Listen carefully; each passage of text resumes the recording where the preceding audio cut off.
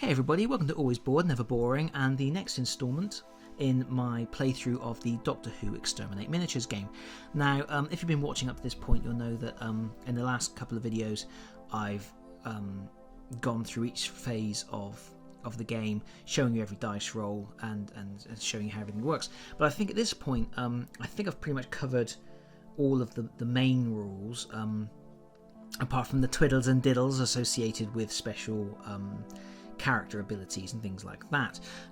So at this stage, what I think I'm going to do in order to, make sure this video playthrough doesn't go on forever, is do sort of a recap situation where I'll go through some phases off camera, and then I'll bring the camera back and show you the current state of play, and then carry on that way, just to speed things along, and so you still get to see the resolution of the game without feeling your beard grow while you're watching.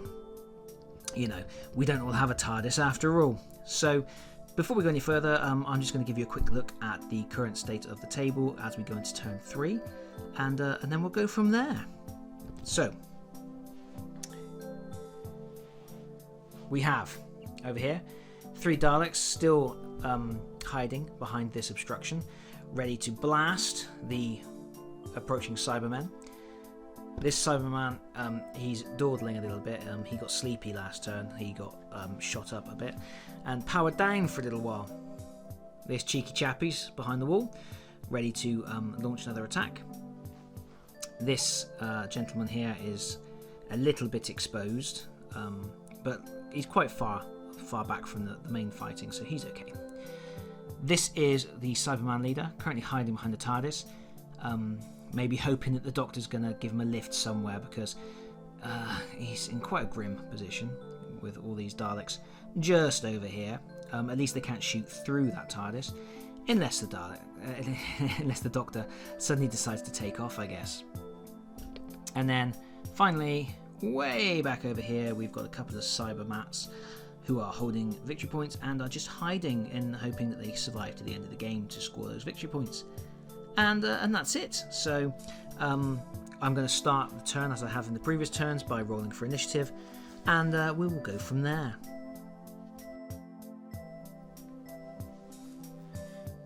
At the end of the first movement phase, the Daleks have basically consolidated. They've pulled back a little way because the Cybermen are advancing on them, so they've just pulled back into a rough firing line. This gentleman here, he's obviously pinned under fire, so he's not able to move, so he's remained exactly where he was. But the Dalek leader has claimed this objective, and everybody else has just sort of closed ranks a little bit, so they're ready to shoot. So they won't be doing any full blasts this turn because they've moved, but the Cybermen are still going to face quite a brutal amount of shooting. For the Cybermen themselves, if I just move over here slightly, first of all, we can see that the Cyber leader is hiding behind the TARDIS. This TARDIS is actually blocking line of sight from these Daleks here, so he's not going to be able to get shot at. And the same goes for this little swarm of Cybermats here. So obviously this leader is hoping to swoop around the side and cause some trouble. This Cybermat here, I should have mentioned, I noticed a little mistake in the last round, in that I forgot to put an under fire token on this Cybermat when he got shot, because he was shocked at the time, I believe, and I forgot to put the under fire token on it. So when I was doing the movement at the start of this round, I just rolled for him just to see whether he could shake off that token, and he did, so he was able to move in this turn. So he's just advanced a little bit closer up, just to get up in the Dalek's face a little bit. And back here, we can see that across the board, really, the Cybermen have advanced. This Cyberman, although he's got 1 under fire token, he can still move, he just can't shoot. He's moved up to this obstruction here to gain a cover bonus. Obviously, this guy here has got 2 under fire tokens, so he's just pretty much stranded out in time and space by himself for a moment. These guys have advanced in, and finally, just around here, we've got 2 more Cybermen that have moved up in here, next to the obstruction, next to the obstacle, so they're going to be claiming cover and the obscured shooting benefit. So they're hopefully going to be able to withstand any shooting that the Cybermen chuck their way as we move into the shooting subphase, starting with the Daleks. The Daleks started their shooting phase with this chap here shooting at the Cybermat. So the Cybermat actually got shocked in that exchange, which is why he's flipped upside down, and he's got an under-fire token as well. The Dalek patrol leader, he attempted to shoot this chap over here. He wasn't able to inflict any damage, but he did generate a hit, which means this guy here should have an under-fire token.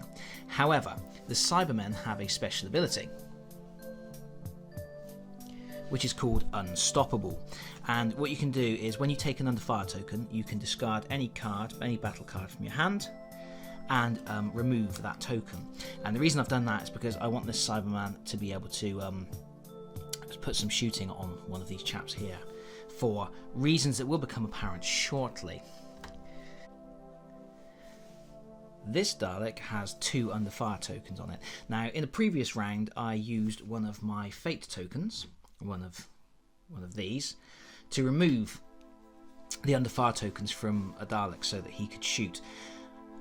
That isn't always necessary with Daleks, because they have a special ability called Override. And what you can do with Override is you can still take a shooting action even if you've got under-fire tokens. However, rather than taking the hit symbol and the lightning bolt symbol as hits, you can only class the lightning bolt symbols as hits. So basically your firing is impaired. He used that ability to shoot at this guy here, and he actually managed to get some hits through, but he got 1 hit through, which I'm using this battle card to discard, and furthermore I'm using the Unstoppable ability to remove the under-fire token. So I've actually sapped a lot of my battle cards in this exchange for the Cybermen, but I've managed to keep them fully operational, which is a good thing.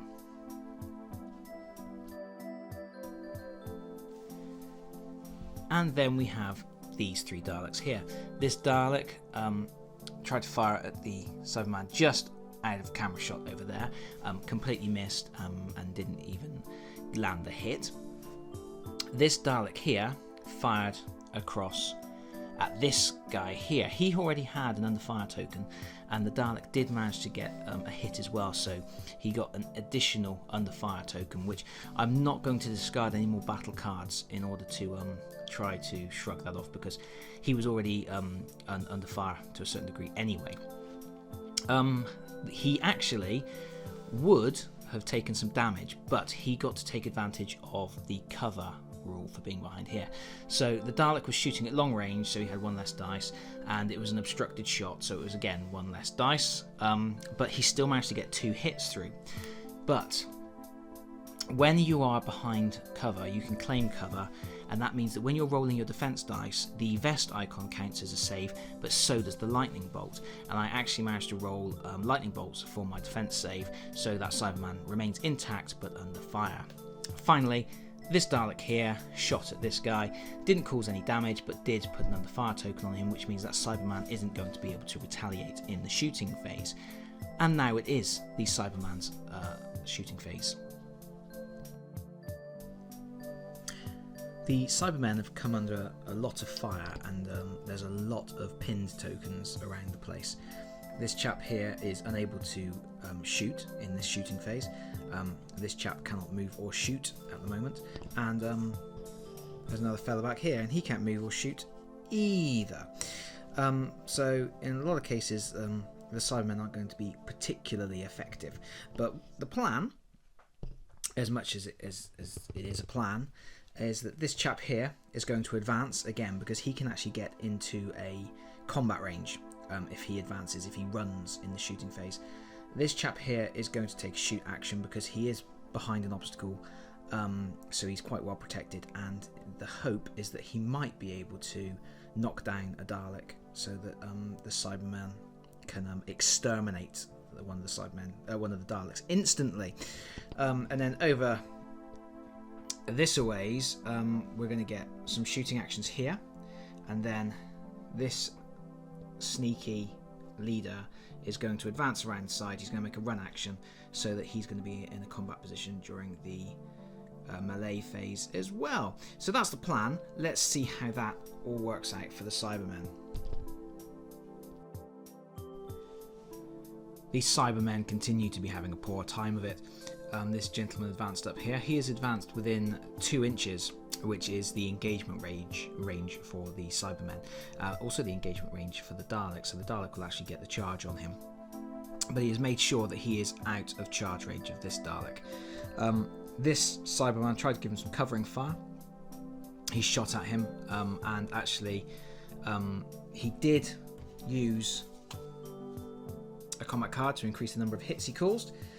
However, the Dalek, in retaliation, used an Infinity Shield, blocked all the hits, so the best that could happen is that he took an under fire token, which isn't really going to cause any problems during the upcoming melee phase. Over here, these two guys both fired at this guy over here. They succeeded in getting a couple of pin tokens on him, but other than that, no joy. And then the leader is advanced, the Cybermats have advanced, they are all within engagement range now, and it's a case of going into the melee sub-phase. The Daleks, as they have initiative, will get to do their charges first, but both sides do attack in the melee phase, so the Cybermen, if they hopefully this is the point where they can bring their A game and start making a difference against these Daleks and stop getting all shot to bits and looking a bit silly.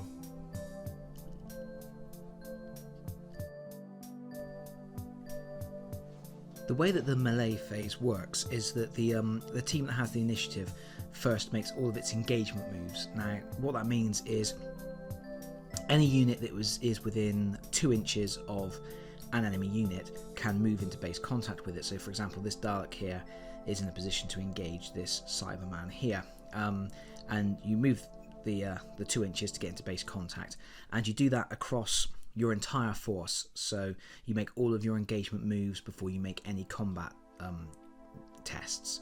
So it's you can't make a decision based on how each combat turns out. You can't move a unit into combat, see if it kills its target, and then make a decision on where to move your next unit. You have to make all of your moves first, so you have to decide who's going to gang up on who and who's going to move where.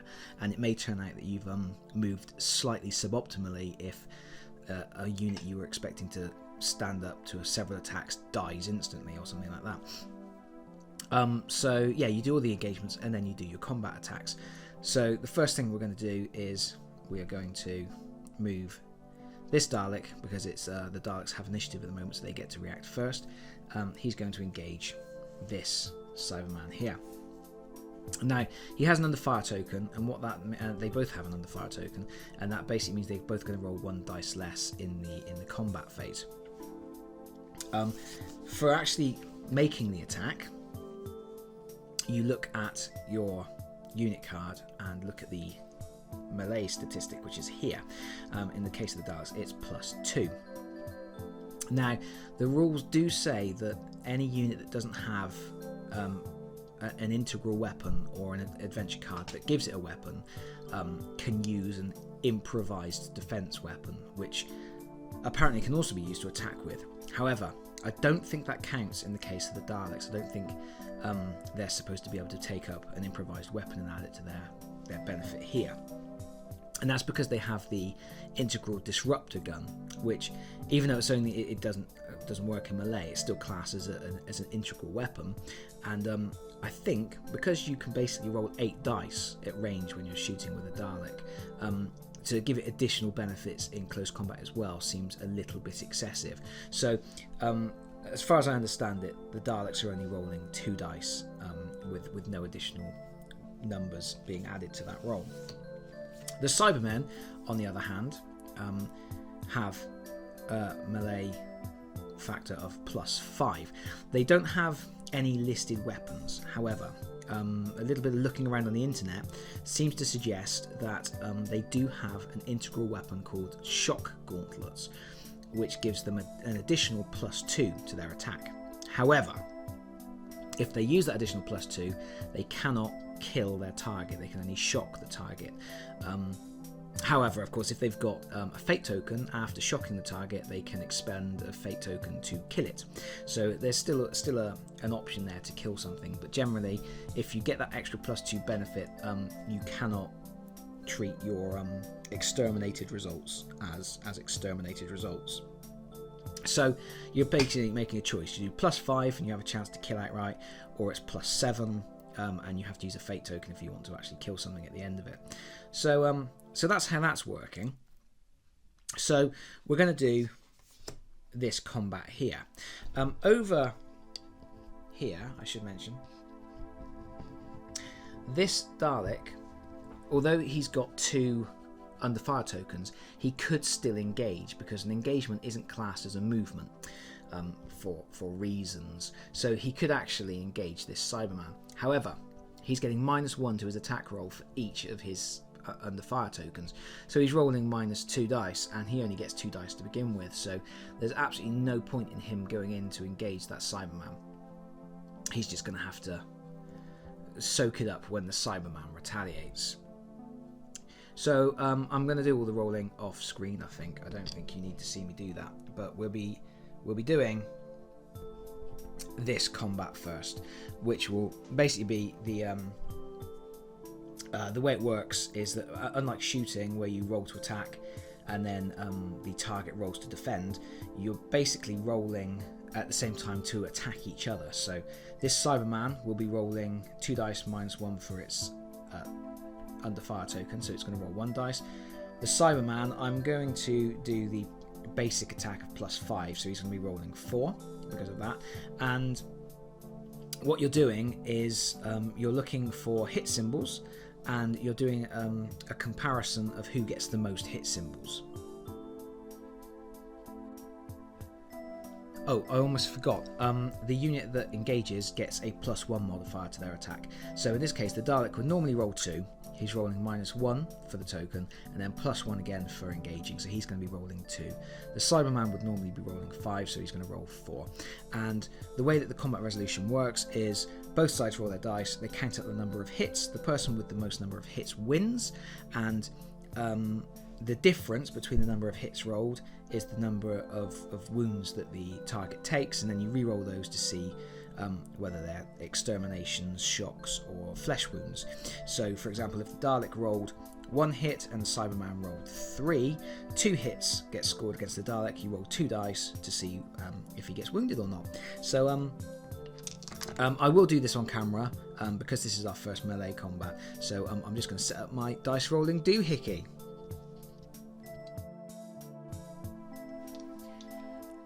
And here we are at the dice rolling doodad. My Dalek has 2 dice. He's rolled 2 hits. The Cyberman is rolling 4 dice. And he has rolled a massive 4 hits. So, the Cyberman has won the combat. He has scored a difference of 2, so 2 hits get through. And it should be noted here that shields and things like that don't make a difference here at this point. There's no way to suddenly play a vest, an adventure card with the vest symbol to negate any of these hits. 2 hits are going through, and that's that. The close combat is slightly more dangerous in that respect. So, like I say, 2 hits have gone through, so we're going to roll to see what happens to the Dalek. He doesn't get an under fire token, obviously, because he's not under fire. And we've rolled a hit and a hit, so that's 2 shocked results. So, let's go back to the table and see what happens next. Could the fortunes of the Cybermen be turning at last? this cyberman has inflicted 2 hits on the Dalek. We've rolled for those injuries, and we rolled 2 shocked results. It doesn't matter that you've rolled 2, you only ever take like the best result. So if I'd rolled 1 shock and 1 exterminated, it would be classed as an extermination. If I rolled 2 shocks, it's just classed as a shock. So he is shocked, which means he will fall down on his side. He is carrying that massive 5-point victory token, so that gets dropped, and it gets dropped. The Dalek player gets to determine where, and it has to be 1 inch from where it was. He's obviously just going to drop it as far back as he can, so he's just going to drop it 1 inch away like that. Oops. Try and do this through the lens. And this Dalek gets knocked on its side. It's still got this under fire token as well. Now, once you've been shocked, there are situations you are basically in a dangerous situation. If somebody else can come up and get into close combat with you, you basically, if you take even a single hit, you die instantly. The other thing that can happen is that this Cyberman can spend a fate token and basically stomp on you. And that's what we are going to do. I have 1 fate token left for my Cyberman team, and I'm going to use it, and that will actually exterminate this Dalek. Now that's a big thing for the Cybermen, because the Dalek itself is worth 1 victory point because it was killed. However, these Cybermen have a special rule. If they kill something in hand-to-hand combat, they get an additional victory point. So that single kill has earned the Cybermen 2 victory points. And furthermore, this Dalek has dropped the 5 victory point token, which this Cyberman is obviously going to be quite keen to go and claim. So all round, that was a good combat for the Cybermen. On the downside, they have no fate tokens left, where the Dalek player still has 2 fate tokens in hand. So it's still everything to play for. And over here, there will be another combat. However, as we've already established, this Dalek is at -2. So I could charge in, I could engage, I would get +1 on the modifier for doing that. So I'd be rolling 1 dice against the Cyber Leader's 5 dice, which isn't a very tempting proposition, really. However, I'm going to take the charge regardless, and if this Cyber Leader charges the Dalek, I lose that 1 dice, so I actually wouldn't be rolling any dice at all. So there's a very, very good chance of losing. So 1 dice has got to be better than no dice. So I'm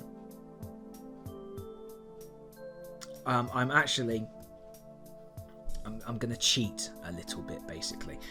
I forgot when I was working out whether to charge or not with him that you get a +1 for engaging, and because I'm playing myself, I'm going to allow myself to actually charge in here, which normally, like I say, you wouldn't be allowed to do because you do all of your engagement movements first. But in this case, you know, I'm cutting myself some slack, and you should really do that when you're playing games with people anyway. Everybody makes mistakes, everybody forgets to do things. I've probably made about 1,000 during this playthrough alone, because it's very difficult to record things and think about all you're doing for 2 different sides, all the cards you've got, and still try and explain the rules as you go. So I do apologise if I'm making a complete hash of it. I don't generally do very many playthroughs, so this is still a bit of a learning curve for me. But anyway, that's just playing against me. In reality, when you're playing against somebody else, yeah, don't be a douche. Give people a chance to correct their mistakes that they've made, because then they're more likely to come and play with you again in the future. Having fun is generally more important than winning. That's the way I see it anyway. I'm going to go back to my dice rolling doodad.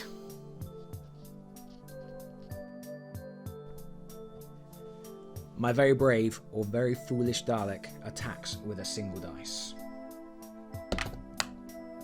and gets nothing. The cyber leader, who is rolling 5 dice, is standard. And actually didn't do very well there at all. But I've got 1 card in hand which allows me to double the hits. But I'm not going to play that on the grounds that I have already won this combat. And whatever happens, my Cyberman still has his melee subphase to go, and we'll get another go at this anyway. So it's just 1 hit to go through. Let's see what happens. And that is actually an Exterminate result. Does the Dalek player have anything that he can do to stop the defeat of a second Dalek?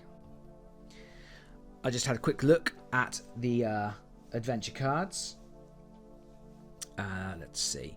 No, we don't have anything, I think. Yes, we do. We have 1. I've looked through the battle cards. There was nothing in the battle cards. Fate tokens don't allow you to avoid being exterminated. They can allow you to immediately be recovered from being shocked, but not from exterminated. However, my Daleks have 1 third and final adventure card in hand called Shield of Steel. Discard this card to ignore a shocked or exterminated result after a melee subphase. So I can discard that card, and my Dalek completely avoids the exterminated result. But what will happen now is the combatants will break apart. So we'll go back across to the table, and I'll explain that situation.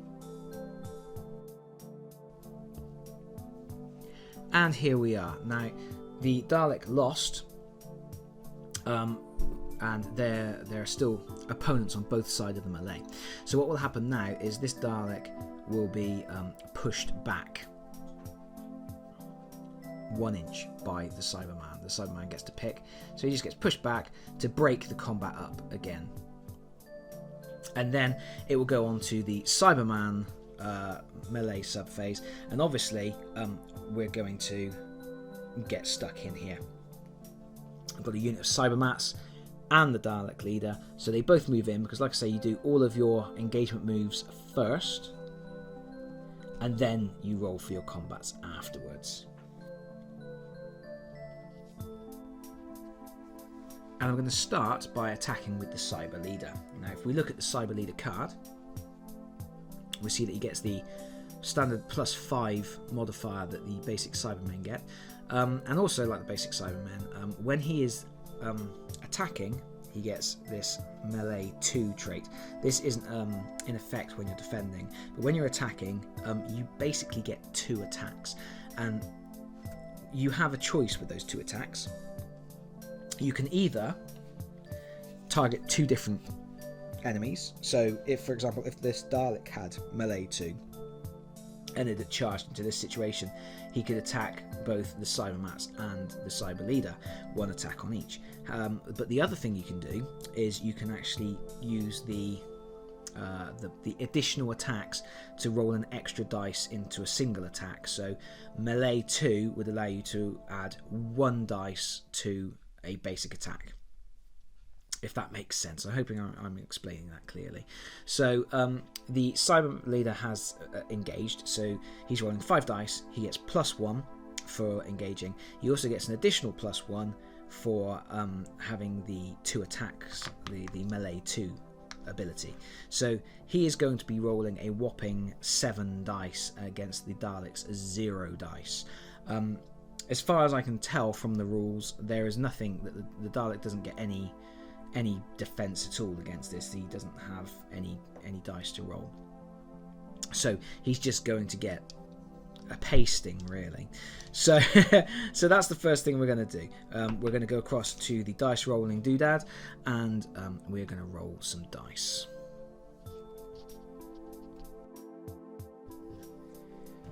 So 7 dice for the Cyberman Leader, and we have rolled 1, 2, 3.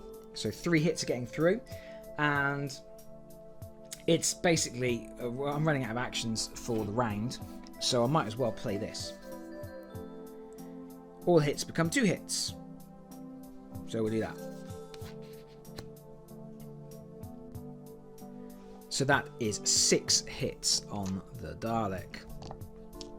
1, 2, 3, 4, 5, 6.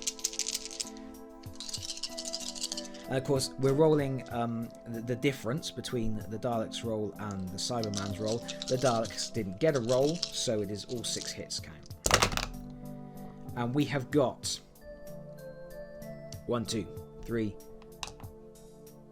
4 hits, 1 flesh wound, and an exterminated result. Now, we basically take the best result, so we take that extermination. The Daleks no longer have that adventure card to save the Dalek's life, so the Dalek will be removed from play.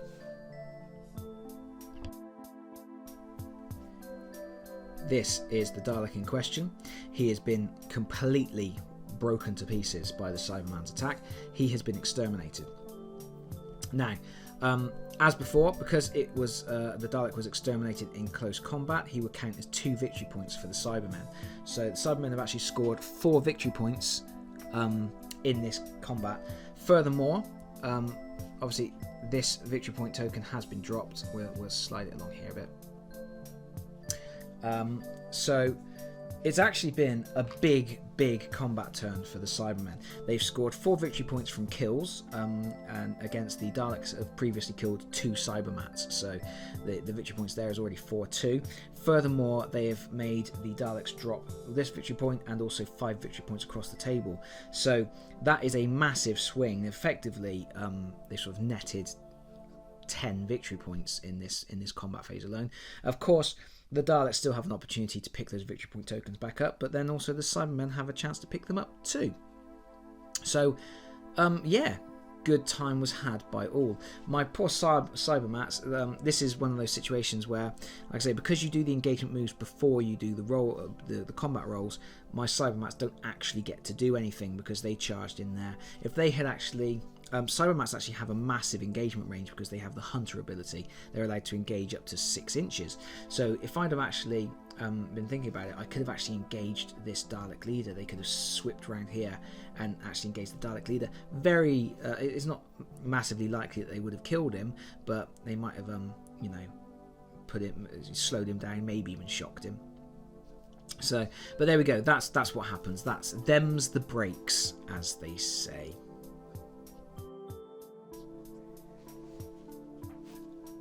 And with the end of the melee phase, we go into the cleanup phase, where the first thing we have to do is we have to recover any shocked models. There is only one, these little Cybermats here. This single Cybermat, actually. So he is no longer shocked. We then have to go around and do the rolls for the pin tokens. We'll roll for each of the tokens on the board and remove 1 for each vest symbol that gets rolled. We will then replenish battle cards, and then there's an option to refresh adventure cards, and then that's the end of turn 3. So I am going to very quickly do all the dice rolling for recovery and things like that, and when we come back, we will be in the next turn of the game. We'll be in turn 4.